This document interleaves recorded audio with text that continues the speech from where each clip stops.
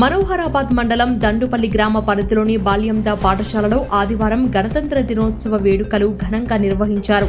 ఈ సందర్భంగా జాతీయ పతాకాన్ని ఆవిష్కరించి వందనం సమర్పించారు.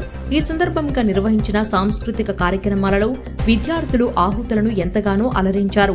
విద్యార్థినీలు శాస్త్రీయ నృత్య రూపకంతో ఆహుతులను ఆకట్టుకున్నారు. పాఠశాలలో నిర్వహించిన వివిధ క్రీడా పోటీలలో విజేతలుగా నిలిచిన వారికి బహుమతులను అందజేశారు.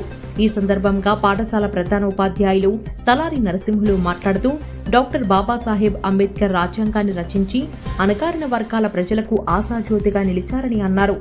రాజ్యాంగం ద్వారా ప్రజల యొక్క హక్కులు, విధులు చెప్పబడ్డాయని తెలిపారు. ప్రతి విద్యార్థి క్రమశిక్షణతో కూడిన విద్యను నేర్చుకుని సమాజ అభివృద్ధిలో ముందుకు సాగాలని ఆకాంక్షించారు.